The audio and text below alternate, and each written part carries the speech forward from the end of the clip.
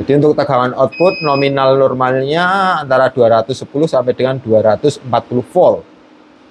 Load 7000 watt, 74%. Wow, 8600 watt, 85%. Kita lihat.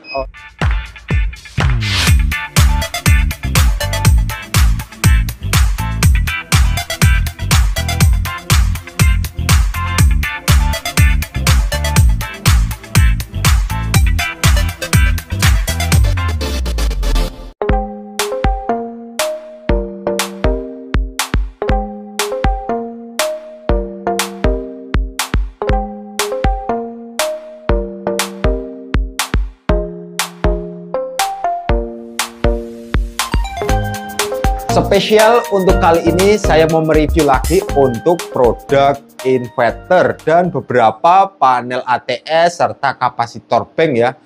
Nah, untuk teman-teman semua yang sering pesan untuk panel ATS maupun inverter, biasanya direview oleh tim kita atau channel Omah Panel yang ada di sebelah ya. Nah, kali ini spesial, ini ada permintaan khusus dari Pak yang ada di Klaten. Bapak Halim yang ada di Klaten. Pesan inverter kapasitas 10.000 watt dan minta saya yang review. Oke, siap Pak. Ini ya unitnya sudah ready, tinggal kita review. Dan saya sekalian, karena ini juga ada beberapa paket, saya mau sedikit nge-review juga. Ini ada beberapa. Yang pertama inverter kapasitas 2000 watt, pesanan Bapak Moh Ali dari Madura. Nah, ini ya Pak unitnya. Ini pesanan Pak Moh Ali, kapasitas 2000 watt, rack mount. Ini sudah full set, ada sistem ATS-nya. Jadi besok tinggal nambah di baterai. Bisa disusun secara kabinet ya, pakai rack. Nah, tentunya lebih rapi. Terus ini ada lagi pesanan dari Bapak David Elisir yang ada di Wewerang NTT.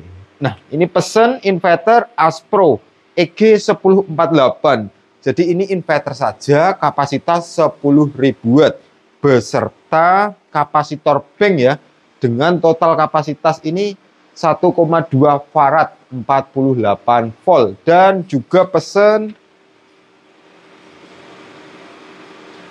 ATS sinkronus ini ya. Ini jatuh 3 set pesanan dari Bapak David yang ada di NTT. Sudah full set sama model rack mount. Jadi inverter EGS ini berbeda dengan inverter yang live LF seperti ini ya. Jadi kalau EGS hanya mengonferensi dari DC ke AC. Tentunya mungkin di lokasi nggak ada grid PLN atau beban-beban kejut yang gede atau untuk kebutuhan yang agak besar-besar. Karena sistemnya cukup simple. Kita lihat kan. Nah, ini ya. Hanya modul kit sama trafo. Nih, total 32 MOSFET dengan daya output 10.000 watt, sistem 48 volt, full trafo juga toroid produk kita sendiri ya. Di kita custom, kita sesuaikan dengan kebutuhan. Jadi buat ugal-ugalan kita jamin ya. Suatu saat ada kendala, ada kerusakan, bisa dengan mudah ditanganin oleh teknisi lokal karena komponennya cukup simple banget.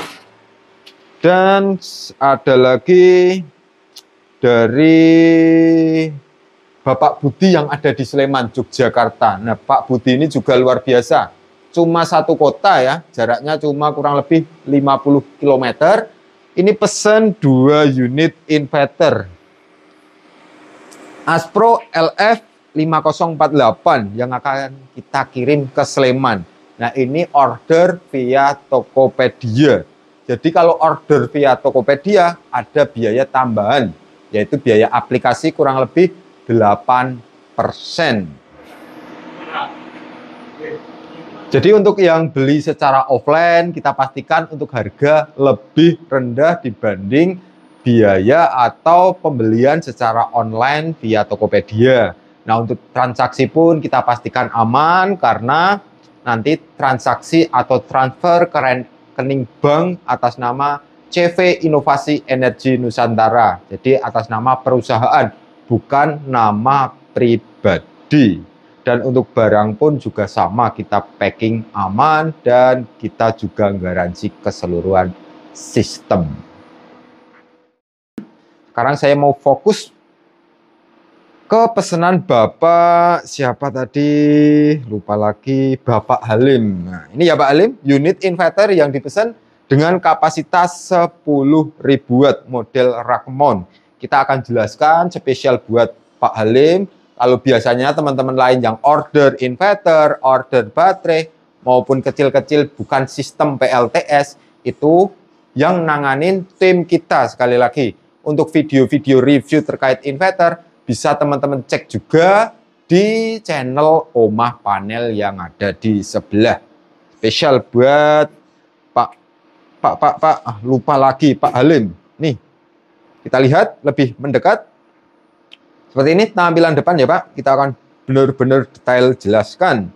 Ini CBDC baterai, output, PLN input, display parameter, switch, ini tombol settingan, dan ini RS komunikasi, dan ini RS232 untuk sistem monitoring.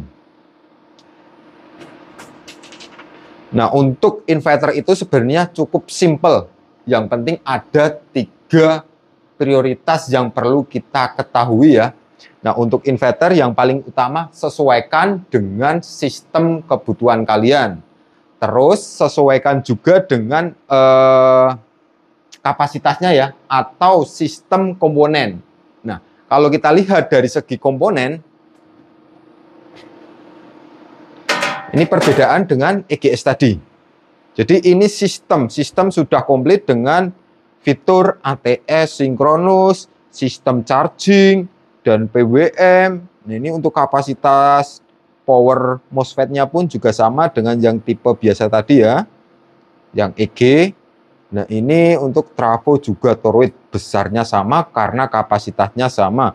Cuma bedanya yang ini sudah tersistem, ada ATS, ada charging, dan sistem komunikasi serta load. Nah, serta load ke beban. Kalau teman-teman lain pas beli inverter, entah produk kita, entah produk lain atau apapun, pastikan load beban sesuai dengan kapasitas. Setidaknya saat di load 80%, tegangan output dia masih stabil, nggak drop. Itu menandakan bahwa daya power output dari si inverter ini kuat. Jadi cuma ada 3 ya, buat teman-teman yang sedang memilih inverter. Yang pertama, tentukan sistemnya, perlu ATS, perlu charging atau enggak. Yang kedua, lihat komponennya, seperti apa daleman komponen, nah, kira-kira bagus atau enggak, dengan kasat mata pun bisa ya menilai orang awam. Dan yang ketiga, load beban. Saat di load dengan kapasitas 80% dari total kapasitasnya, misal ini kapasitas total 10.000 watt. Kalau kita load 80%, berarti kita load di 8.000 watt. Kalau tegangan outputnya masih stabil, berarti inverter itu sudah kriterianya top. Itu untuk semua inverter. Langsung aja kita jelaskan lagi ya. Kembali ke tampilan atau kembali ke layar. Kita matikan keseluruhan sistem. Off. Nah, ini agak lama. Agak lama karena sistem ini sudah dilengkapi kapasitor bank di dalam tadi. Kapasitor banknya banyak. Jadi untuk meredam beban-beban kejut. Nah, untuk aktifin pertama biar berat baterai nggak protek, seperti ini ya Pak. Kita akan soft start, baru switch on off-nya. Setelah switch on off, Terus ini ya, powernya. Nanti di sini juga kita lengkapin dengan manual book. Lebih detail bisa dilihat di manual book ya. Ini ada beberapa parameter. Ini output, tegangan output, frekuensi, sistem komunikasi, suhu di mesin, buat loadnya, berapa watt, berapa persen, baterainya, berapa Ah, berapa ampere. Ampere ini maksudnya charging dan dischargingnya. Terus ini baterai berapa volt, berapa persen, dan inputnya di berapa volt, berapa hertz. Ini ya, full komplit sudah bisa terlihat. Untuk parameter setting, nah ini A0 ada D1, D2, dan D3. Kalau D1 prioritas di grid PLN, D2 eco mode, D3 baterai atau PLTS. Kalau mau memindah mode, tekan lama, lepas. Nah, kalau mau ke sistem PLTS, nah ini ya, mode baterai, ditahan. Oke, masuk lagi, ada menu lain. Terus, nah ini C0 sampai dengan C6. Jadi kapasitas charging ya dari 0 ampere sampai dengan 30 ampere sana, atau kurang lebih di angka 200 watt sampai dengan 2000 watt sana untuk arus pengecasan dari grid PLN. A2 sama A3 ini adalah charging ya, kapasitas atau tegangan konstan dan floatingnya pengisian ke baterai. A4 ini sistem akan shutdown atau mati. Jadi saat baterai menyentuh batasan bawah sesuai setting di sini, maka inverter akan off.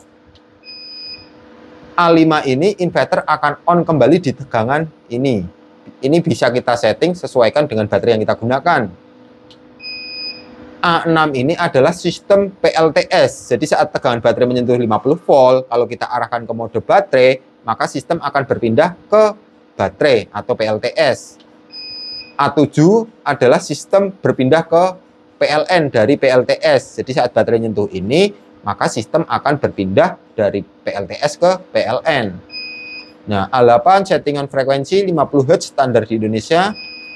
A9 standarnya mau dibuat 220 bisa, 230 bisa ya, ini sesuai kebutuhan. Ini kita set standar 220 outputnya. Nah ini A10 ini adalah mode komunikasi ya antar baterai. Jadi inverter dengan baterai. L1 ini maksudnya gruat. Kalau kita nggak pakai komunikasi, nah cukup ke PB settingannya. Oke, seperti itu. Terus mode-mode lain selanjutnya tadi ada 11, 12, dan seterusnya. Ini adalah setting persentase perpindahan dari PLN inverter maupun sebaliknya. Jadi kalau sudah sistem berkomunikasi menggunakan RS485 dengan baterai, maka sistem perpindahannya bukan lagi main di tegangan, tapi main di SOC, kapasitas dari baterai sendiri. Nah, mumpung ini ada baterai AW baterai yang bisa berkomunikasi dengan inverter Aspro, kita akan tunjukkan caranya ya. Ini konekkan ke RS485, walaupun ini nggak dipasang, tapi tetap bisa berkomunikasi, omong-omongan. Oke, nah ini. Terus A10 tadi kita masuk ke parameter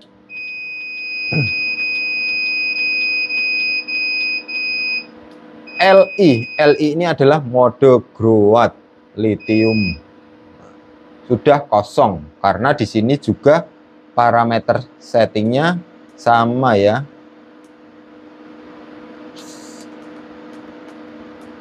Nah ini RS485 ini sudah kita arahkan ke growatt. Kalau misal kearahkan ke merek lain, nah kadang ada yang bisa, kadang enggak. Nah kalau ke arah ke merek lain ya langsung nggak ISO. Cuma kalau kita arahkan ke growatt lagi, modenya growatt, nah ini kalau nggak komunikasi error 21 ya. Nah saat sudah berkomunikasi tentunya kode error pun akan hilang, dan di sini kita bisa lihat data pack-nya. spek kapasitas 63% atau 63 Ah ya. Di sini akan kita lihat. Wattnya belum kita load. Nah ini kapasitas baterai sama 63 Ah. Arusnya nggak ada karena belum ada pemakaian. Terus ini persentasenya 63 juga sama, di bawah juga 63.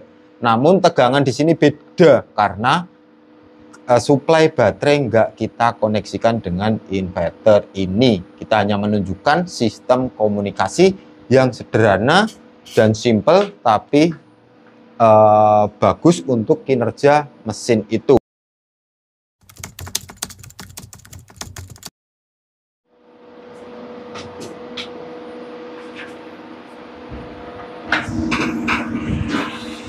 Ini kita lihat untuk tegangan output standby tanpa beban. Ini MCB belum kita on kan. Nah ini tegangan 220 volt. Kita aktifkan output. Kita lihat di load beban ya. Ini beban pelan-pelan naik 1300.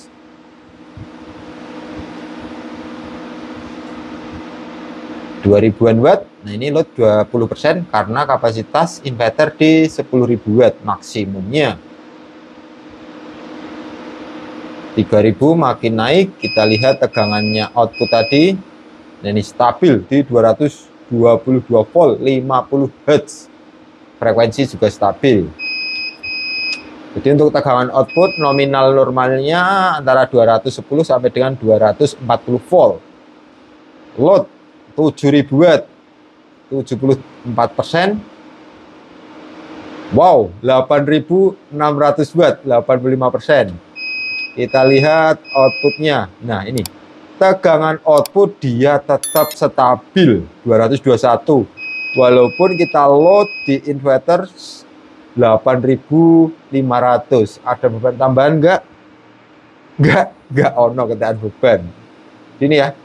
Jadi kalau inverter kita load dengan kapasitas 80%, asalkan tegangan output dia masih stabil, dropnya atau naiknya nggak terlalu tinggi, itu dijamin inverter pasti kuat. Nah, mantap. Nah, buat teman-teman yang ada kebutuhan terkait proyek kalian, terkait inverter, mau kapasitas dari 1000 watt sampai 10.000 watt, bahkan 20.000 watt atau 50.000 watt, serta untuk tegangan input DC baterai dari 12 volt sampai dengan 96 volt, model seperti ini, atau 72 volt, kita bisa custom, kita sesuaikan dengan kebutuhan tegangan kalian, kebutuhan daya kalian, dan kebutuhan sistem kalian. Buat teman-teman yang ada kebutuhan, langsung aja kontak tim teknis kita, nomornya ada di bawah ini. Dan buat Pak, lupa lagi namanya, karena kemarin yang komunikasi admin ya. Buat Pak Halim, terima kasih sudah beli unit inverter ke kita. Nanti jika ada kerepotan dalam proses instalasi, tim kita siap support. Sekian, terima kasih. Salam Astro Jogja.